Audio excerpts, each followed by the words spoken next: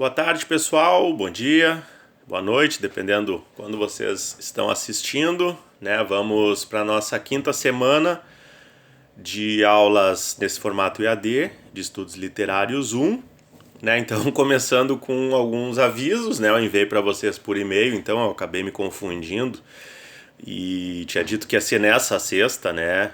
Dia 10, o nosso encontro síncrono, mas na verdade depois eu chequei no cronograma. É na próxima, é dia 17 de setembro, então vocês entram lá no eAula, no link da webconf, da disciplina, né? E aí às 7 horas a gente conversa. Eu vou postar o vídeo, vou tentar postar ainda na quinta para dar tempo de vocês assistirem antes do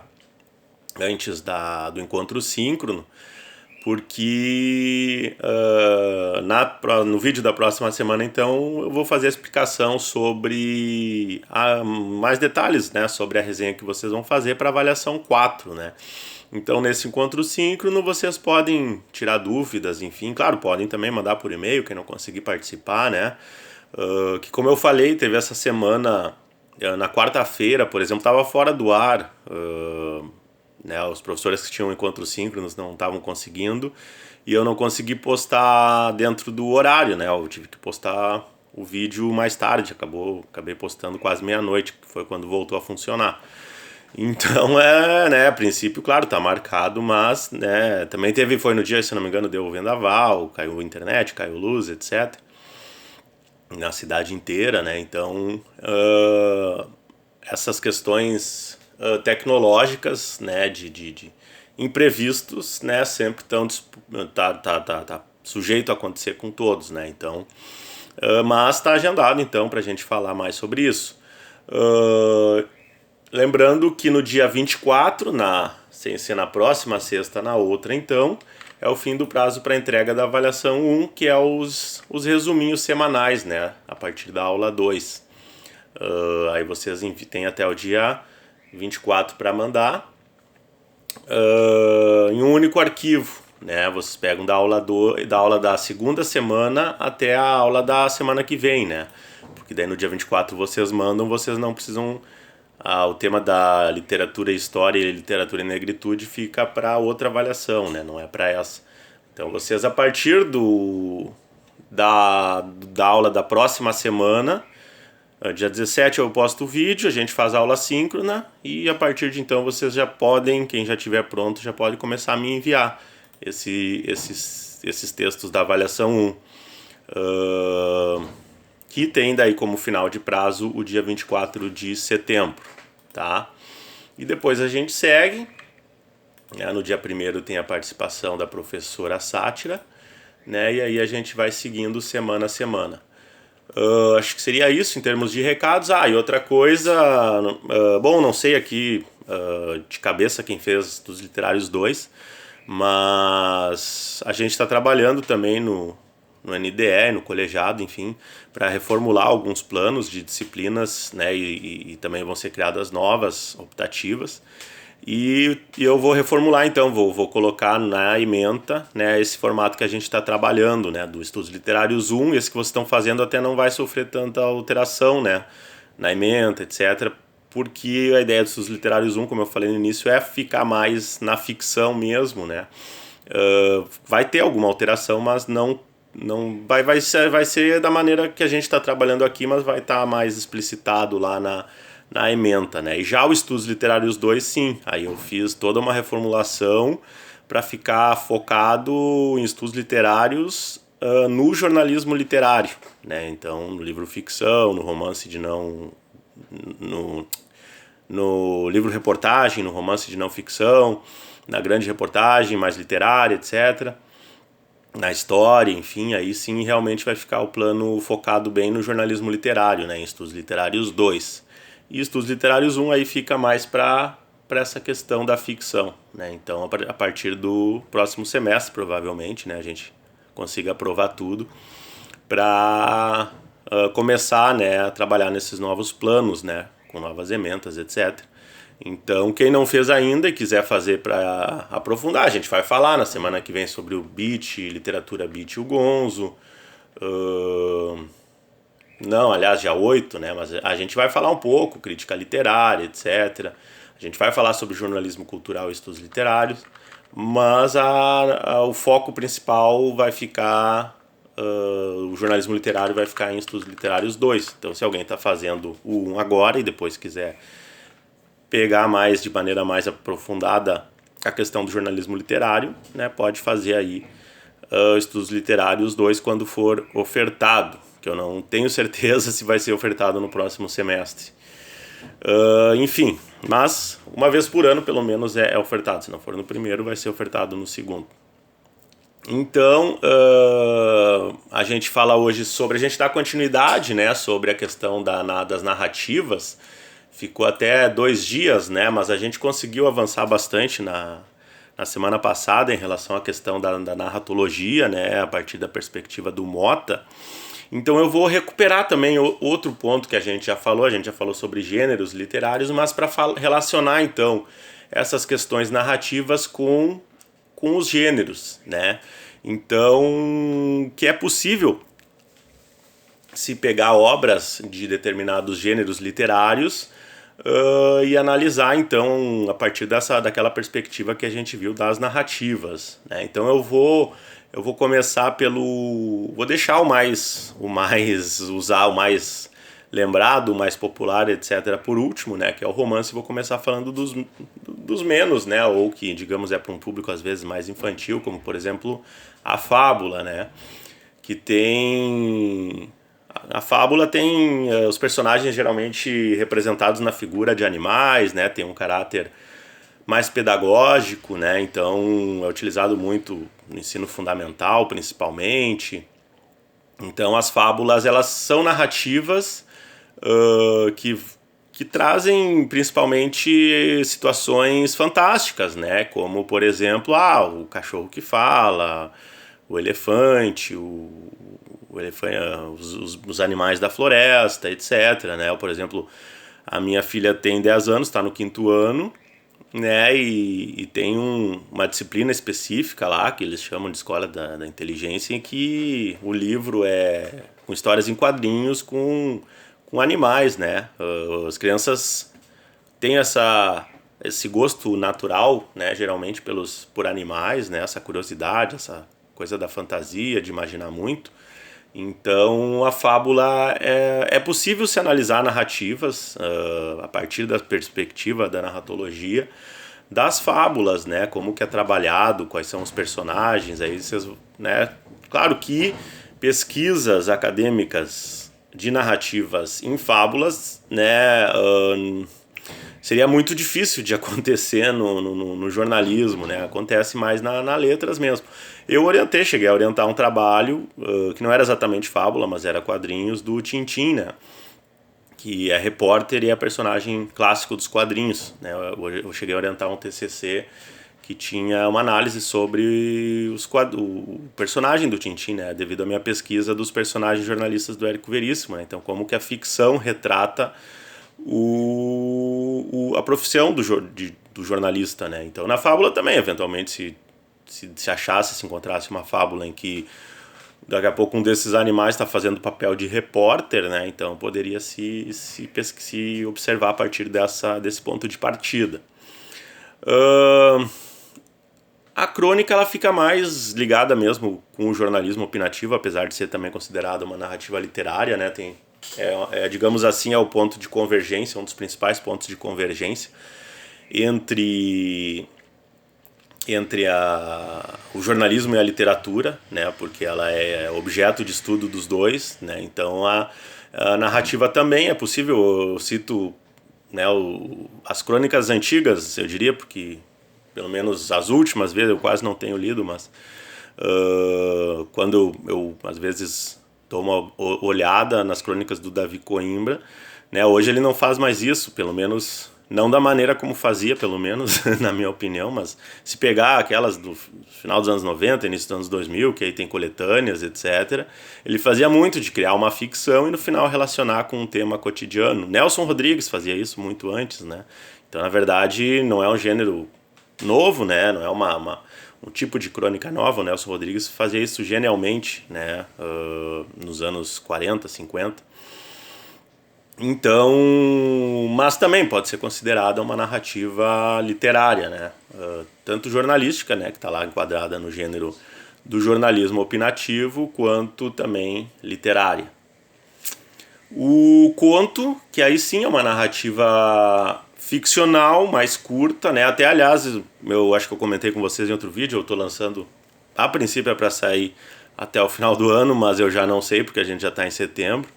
E então talvez fique para 22, né, uma coletânea minha que tem na verdade crônicas e contos, né, e uma ou duas poesias até, mas principalmente contos. Poesias também não são poesias no sentido tradicional, né, são poesias mais beat, digamos assim, mas são contos e crônicas, então às vezes pode haver essa confusão, né, do que é a ficção e do que é a realidade, né. Então no conto vão ter personagens, né,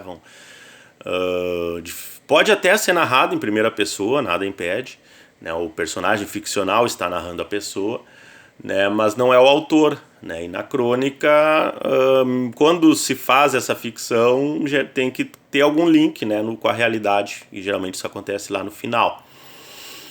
A novela, né, vem lá do romance folhetim, enfim, é um texto que ele não chega a ser tão complexo e tão extenso em número de páginas quanto o romance.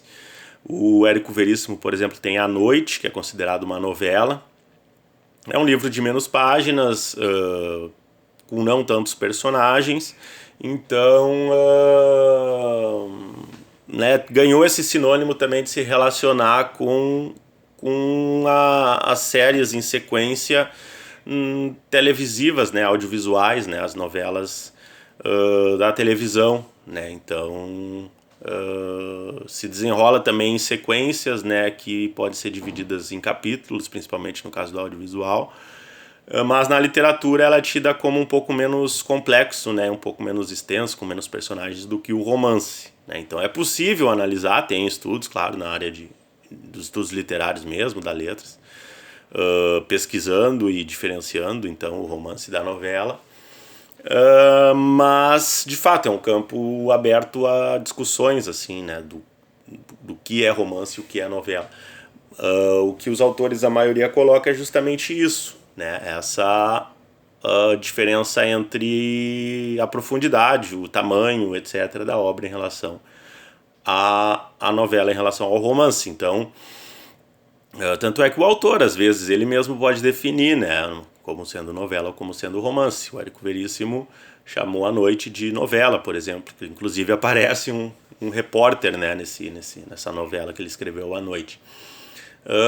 E o romance aí sim, aí é esse formato que a gente falou, a gente deu vários exemplos quando a gente falou da literatura clássica, né, tem vários, às vezes mais de um enredo, por exemplo, citando de novo o Érico Veríssimo, né, tem o livro Caminhos Cruzados, que são a história de vários personagens, né, no caso até se cruzam algumas histórias de alguns personagens, tem o próprio Resto é Silêncio, do Érico Veríssimo, que é a história de alguns personagens que testemunham um suicídio no centro de Porto Alegre, de uma garota que se joga de um prédio, e que no caso ele partiu também de uma cena em que ele presenciou, e aí ele escreveu o romance ficcional, com personagens ficcionais, mas contando a história dessas testemunhas, se eu não me engano, 5 testemunhas, só que uma não se relaciona com a outra, em alguns casos sim, mas em outros não, né? Então cada um tem seu próprio drama ali, de família, de romance, de trabalho, etc. Então o romance ele tem mais personagens, ele tem um enredo mais aprofundado, muitas vezes ele vai mais a fundo no psicológico também dos personagens, né? E aí, claro, a gente vai falar depois a gente vai falar mais pra frente sobre as técnicas, né? As técnicas, algumas técnicas de literatura, né? E aí, né, a gente vai perceber então quais são algumas dessas técnicas, como por exemplo criar um suspense, um ponto dramático, etc. Até eu tô vendo aqui e a gente pode colocar, não tô encontrando Será que me passei aqui e não ficou? A gente pode botar ali junto com o jornalismo cultural, né? Também falar sobre técnicas de ficção, né? Então incluí agora no plano. Como eu falei, o plano está sujeito a alterações, acabou me passando, porque é um ponto importante. Tem o livro do David Lodge, que ele apresenta várias dessas técnicas. E aí a gente vai falar sobre essas técnicas. Então ali eu botei junto com o dia que a gente vai falar do jornalismo cultural, lá no dia 22 de outubro, né? Porque é um ponto importante até para vocês observarem na ficção que vocês escolheram para ler, né? Porque coloca, por exemplo, a hipérbole, né? Que é o exagero, né? Então, muitas vezes, para ilustrar algo, se faz uso de situações exageradas, né? Então, são recursos literários. E o David Lodge tem esse livro se eu não me engano, ele tem gratuito na internet. Tem o link, se eu não estou enganado. Eu até já posso disponibilizar para vocês se eu encontrar o livro na íntegra, se eu não me engano tem. Enfim, mas aí a gente vai falar sobre isso mais pra frente, né? Então, hoje a gente então falou sobre esses tipos de ficção, né? Pensando a narrativa com essas ficções, esses tipos de narrativas ficcionais, e que tem N possibilidades de pesquisa, principalmente o romance, né? Então tudo aquilo que a gente falou de narrativas também vale, né, para a ficção. Então o romance, pegando o romance, que é o tipo de livro que vocês estão lendo, né, para fazer lá o trabalho da avaliação 4.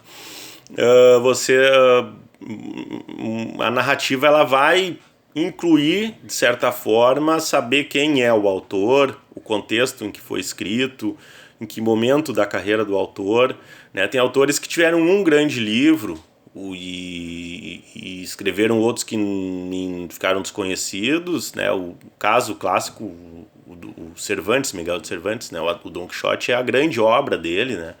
Então,